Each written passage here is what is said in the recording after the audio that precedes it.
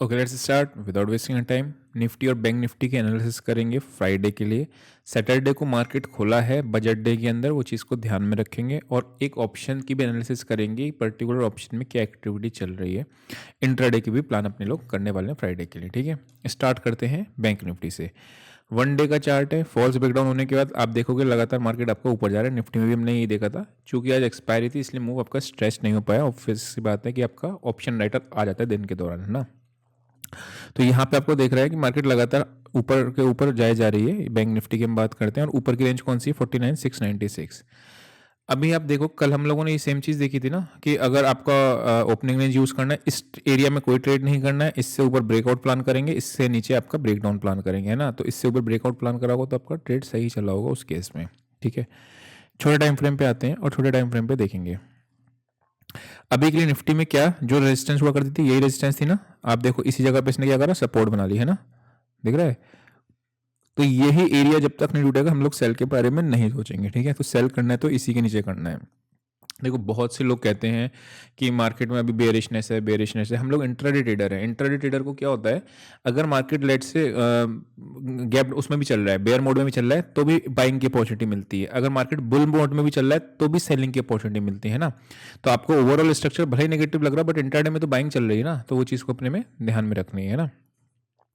Nearly डिहाई के आसपास close हुई और 49,700 ये आपकी अब एक रेजिस्टेंस बन के आई है। तो अगर मुझे ट्रेड क्या करना है, इस एरिया में रेजिस्टेंस है ना, तो मतलब इस एरिया में आएगी जो शॉर्ट सेलर्स हैं, दोनों के पॉइंट ऑफ व्यू से मैं बात करता हूँ। अगर आप बेयर ट्रेडर हो, मतलब जो बेयर के ट्रेड्स लेता है वो कैसे ले सकता है, जो बुल्स के ट्रेड लेता है वो कैसे ले सकता है। ठीक है, तो अगर मैं बेयर ट्रेडर हूँ तो मेरे को इस एरिया में अगर कोई नेगेटिव एक्शन दिखता है तब मैं सेल के बारे में सोचूंगा। अदरवाइज मेरे को यहाँ तक जब तक नहीं टूटेगा 49,185 तब तक मैं इसको सेल नहीं करूंगा। तो क्या बाय करना है नहीं करना है उसको देखेंगे। अगर तीन केसेस होने वाले हैं, या तो मार्केट खुलेगा गैप अप, या मार्केट खुलेगा साइडवेज, या मार्केट खुलेगा गैप डाउन। अच्छा, कल जो फेड का इवेंट था ना, लग रहा था कि जिस तरीके से प्रीमियम थे, बहुत ज़्यादा प्रीमियम के महंगे हो चुके थे, बहुत महंगे प्रीमियम थे। लेकिन मैंने मॉर्निंग में आपको, जब नॉन इवेंट की तरह हो गया ना, मतलब कोई इवेंट ही नहीं रहा वो, अगर फेड ने देखा हो तो अनचेंज रखा, कोई खास हुआ नहीं मोमेंटम, जिसकी वजह से मैंने मॉर्निंग में फ्री वाले टेलीग्राम जिसमें आप एडिटर लगा देगा, ब्लू टिक लगाए, उसी पे ही ज्वाइन करना, उसके अलावा नहीं करना। तो उसमें मैंने मेंशन कर दिया था कि 300 का स्टेबल प्राइस है, बहुत महंगे प्रीमियम है, तो प्रीमियम टूटेंगे आज। तो आज कॉल साइड हो या पुट साइड हो, प्रीमियम अच्छे से गिरे हैं दोनों साइड के। ठीक है ना, तो वो चीज़ को ध्यान में रखना है। क्यों हुआ था ऐसा, बिकॉज कल का दिन लग रहा था कि इवेंट होगा, कोई बहुत बड़ा गैप अप या गैप डाउन हो सकता है, क्योंकि फैड का बहुत बड़ा इवेंट था वो, इन्फ्लेशन का और इसका रेट्स का, तो रेट कट्स का तो नहीं हुआ इवेंट। उनकी मार्केट ने कुछ नहीं किया, तो हमारी मार्केट भी कोई खास गैप अप गैप डाउन नहीं खुली, है ना। तो प्रीमियम जो महंगे हो रखे थे उनको श्रिंक होना ही होना था। एनीवेज आगे बढ़ते हैं, और आगे बढ़ के क्या देखना है अपने को। बैंक निफ्टी के अंदर अगर आप देखोगे तो अगर गैप अप खुलता है तो क्या करना है, ओपनिंग रेंज ब्रेकआउट की स्ट्रेटेजी यूज कर सकते हो। आज भी ओपनिंग रेंज की बढ़िया चली थी, मतलब निफ्टी के अंदर भी अगर देखो तो बाय साइड का ट्रेड मिला था ओपनिंग रेंज पे, और आपका बैंक निफ्टी के अंदर भी मिला था, है ना। तो अगर मार्केट आती है, थोड़ा बहुत गैप खुलती है, मुझे मिल जाए समवेयर अराउंड इस एरिया पे कोई पॉजिटिव एक्शन, ठीक है, या फिर मुझे मिल जाए इस एरिया पे पॉजिटिव एक्शन, तब मैं आपको बाय के बारे में प्रेफर करूंगा। इस एरिया से पहले जब तक 49,150 और ये वाला एरिया नहीं टूटेगा, सेल ब्रेक डाउन पे नहीं करेंगे, ऊपर के लेवल पे मिल जाए तो कर लेंगे। ठीक है, तो क्या हुआ, गैप खुला, ओपनिंग रेंज ब्रेकआउट की स्ट्रेटेजी यूज कर सकते हो, या फिर सेफ ट्रेडर हो तो वेट करो कि आपके सपोर्ट पे आ जाए, सपोर्ट प्लस पॉजिटिव एक्शन दिखे, तब आप बाय कर सकते हो, है ना। अगर मैं कहता हूँ मार्केट में आपका खुल जाए रेंज में यहीं कहीं खुल जाए, अगर यहीं कहीं खुल जाएगा, अगेन यही सपोर्ट एरिया, इससे पहले इसके नीचे ही ब्रेकडाउन को प्लान करना है, या फिर ऊपर ब्रेकडाउन सेल के बारे में सोचना है। यहाँ तक अपने को बाय ऑन डिप्स के बारे में सोचना है। लेकिन बाय ऑन डिप्स कहाँ पे, एक सपोर्ट आपका आ रहा है 49,200, तो कल के लिए 185-200 के लेवल को मार्क करके रखना इंपॉर्टेंट लेवल है। ऊपर अपना 750 के लेवल को मार्क करके रखना, ठीक है। 975 के नीचे तो बड़ा ब्रेकडाउन आ जाएगा, फिर आपका एक नीचे की साइड मार्केट आपको ट्रेंडिंग को प्लान कर सकता है कहाँ तक। 800 तो खैर ये है ये, लेकिन आपका इवेंचुअल टारगेट 550 के लिए होगा फिर उस केस में, ठीक है। ये हो गया बैंक निफ्टी का। व्हाट अबाउट निफ्टी, निफ्टी को देखेंगे। निफ्टी ने, अच्छा ये देखो, कल वाले सेम चीज़ थी, है ना, कि 22,984 नीचे की रेंज थी, ऊपर की छोटी रेंज थी, बड़ी रेंज आपकी ये प्लान थी। आज देखोगे तो मार्केट यहीं से फर्स्ट हाफ में जब आपका गिरा था मार्केट, तो यहीं से तो गिरा था, ये देख रहे हो, इसी जगह से 29,312 के आसपास से गिरा था, फिर नीचे आया था, लास्ट में 3-2:30 बजे के बाद ही चला है मार्केट, चला है ना। तो अभी क्या है, 330, और ये आपका एक रेजिस्टेंस एरिया आ गया 350-330।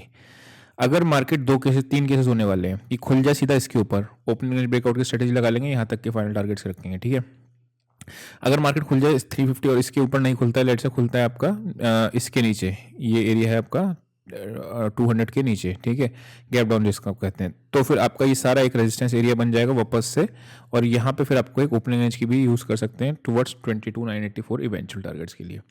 अगर मार्केट खुल जाए इसी के बीच में, मान लो 330 350 के नीचे में खुल जाए, इसके बीच में खुल जाए, तो प्रेफरेंस अपनी बाइंग साइड ही होगी। उसका रीज़न बताता हूँ, वही सेम चीज़ मैंने आपको जो पहले ही बता रखी थी। यहाँ पे आप देखोगे सब बेयर थे, तो दुनिया बेयर थी। आपको ध्यान होगा कि मैंने इसी दिन की कैंडल में बताया था कि अगर मार्केट में क्लोजिंग इसके ऊपर मिल जाती है तो आपका ये एक फॉल्स ब्रेकडाउन की कैंडल होगी और मार्केट फिर आपका तेजी से ऊपर की रेंज टेस्ट करेगा। आप देखो without any red candle, same bank Nifty का केस था, मतलब कोई रेड कैंडल नहीं बनाई और लगातार मार्केट आपका ऊपर ही प्लान कर रही। तो इसमें जो बैंक निफ्टी में 800 का लेवल था, वही निफ्टी के अंदर 23,500 का लेवल है, ठीक है।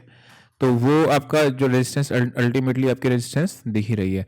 नीचे सपोर्ट आपको दोनों ही चारों लेवल मार्क्स हैं। अब आप बहुत से लोगों को कन्फ्यूजन होता है, देखो मैं फिर से वही सेम चीज़ बताता हूँ, क्योंकि हो सकता है कुछ लोग नए हों, उनको समझ फिर भी नहीं आता है कि किस लेवल से कैसे करना है। तो उनको और अच्छा समझाने के लिए कि आपकी बाइंग 2 जगह होती है। कहाँ पे होती है?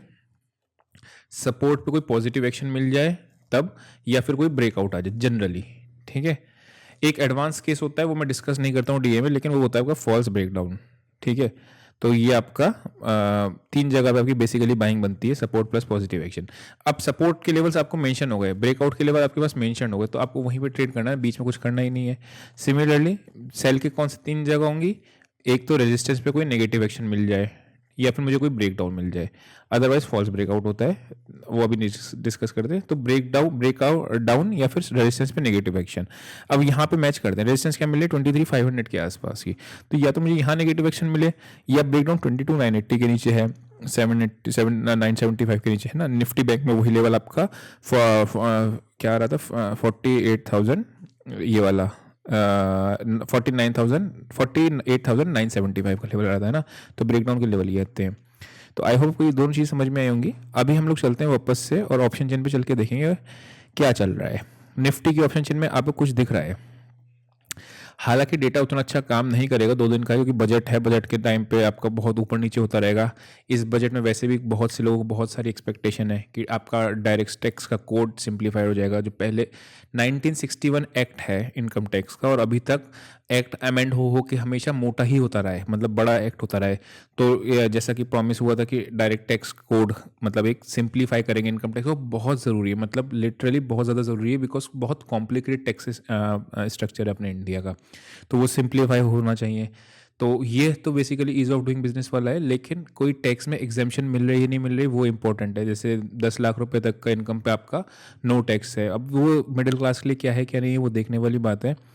बहुत से कह रहे हैं कि जीएसटी के अंदर आपका पेट्रोल जो है वो जीएसटी के अंदर होगा, बट अभी आई डोंट थिंक कि वो होने वाला है इस बजट में। बट कुछ चीज़ें हैं, जैसे इनकम टैक्स स्लैब का चीज़ है या डायरेक्ट टैक्स कोड का है, आई एम एक्सपेक्टिंग कि ये तो होना चाहिए, है ना। मतलब रियलिस्टिक प्लान करना चाहिए बजट से, ऐसा भी नहीं कि वो प्लान हम सोच रहे हो कि जो गवर्नमेंट करेगी ही नहीं, है ना। वो चीज़ हीरो जीरो थोड़ी खेल रहे हैं हम बजट में, है ना, वो वाली बात है। एनीवे यहाँ पे आप देखो तो 23,200 पे आपका 13 लाख पुट्स ऐड हुई हैं, ठीक है। उसके बाद आप ध्यान से देखोगे तो 23,300 पे 11 लाख पुट्स कॉल्स ऐड हुई हैं, है ना। तो कॉल साइड्स भी आपकी बराबरी का ओपन इंटरेस्ट ऐड हुआ है, पुट साइड भी आपका बराबर का हुआ है। देन उधर नीचे आओगे तो 5,65,000 आपका 23,400 पे है, 7 लाख आपका 23,500 पे। नीचे पुट्स में केवल 23,000 है ना। तो पुट्स आपको कहीं पे कुछ खास दिख नहीं रहा है, लेकिन मुझे एक थोड़ा सा 2 जगह दिख रही चीज़ें। फटाफट से वीडियो को पॉज करो, देखो 2 ऐसे कौन सी जगह है जहाँ पे आपको वो दिख रहा है। आई होप आपने देखा होगा। एक दिख रहा है 23,000 की कॉल्स, ठीक है। एक यहाँ पे मुझे 4 लाख का ओआई दिख रहा है, और मुझे एक दिख रहा है 23,500 की पुट्स पे 3 लाख का ओआई दिख रहा है। अब ये 23,500 की हम लोग ओपन करेंगे और आगे बढ़ेंगे।